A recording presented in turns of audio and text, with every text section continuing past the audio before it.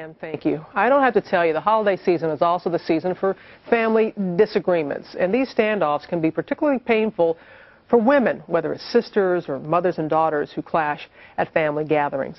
Cheryl Dellasega has written a new book called Forced to be Family, and I had a chance to speak with her recently about female family feuds and how to resolve them. But first, the story of two sisters who fought for nearly 40 years before finally discovering the bond that does unite them.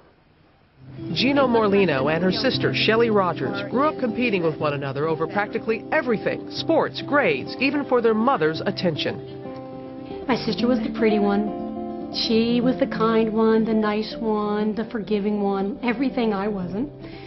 So I had to work, in my mind, extra hard to get attention. I actually always thought that she felt superior to me. So I always thought, you know, I'll never be able to live up to the standard that Gina said. I thought that she was the favorite.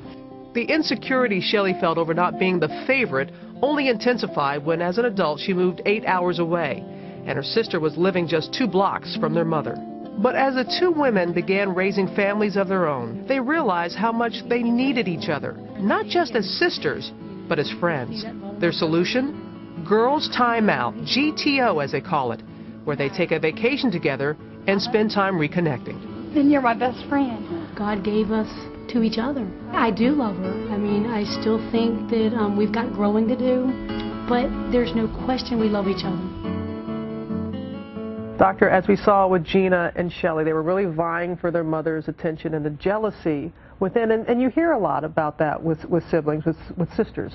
Yes, this story was so typical of many that I hear, where this kind of idea that one sister is loved more or one sister gets more, that can fuel this kind of negative sort of emotion. And you understand what's beneath it is that feeling that I'm not loved as much. And just being reassured about that, talking it out, figuring things out. You know, maybe if you live 8 hours away, it's going to look a little different, that relationship. And you don't need to try and be exactly the same as your sister and get into this kind of competition and rivalry sort of dynamic. It's almost innate, it seems, and about having that rivalry. With the sister. I don't know, how do you get beyond that?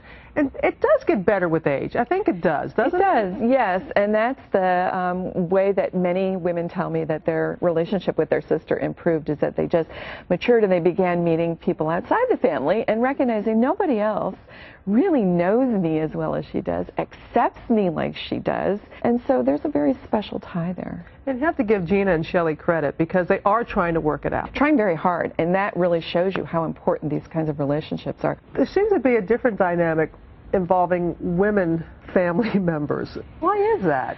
We are sort of this emotional glue that keeps the family together. So we want to be all about the relationship. From the time we come in this world as little baby girls, we're seeking out relationships and wanting to connect, and those vital relationships are within our family. And it's funny because, as you said, sometimes when men see women talking, I'm like, we're not fighting.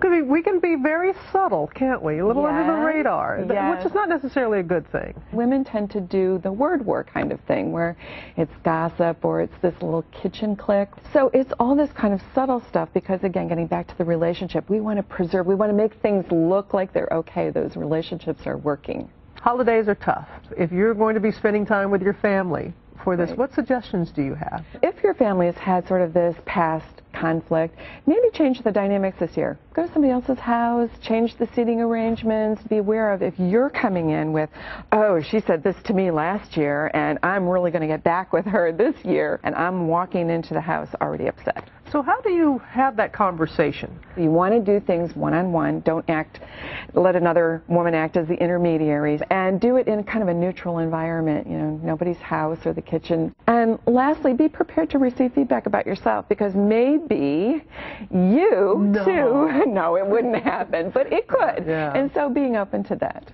And to know what can be. I don't know where I would be without my siblings, without my sisters, my brother, my family. And when push comes to shove, that's all we have. In times of trouble, that's our sanctuary. We want to go there and be safe. Well, thank you. Dr. Dellasega, thank you very much for your time. Thank you.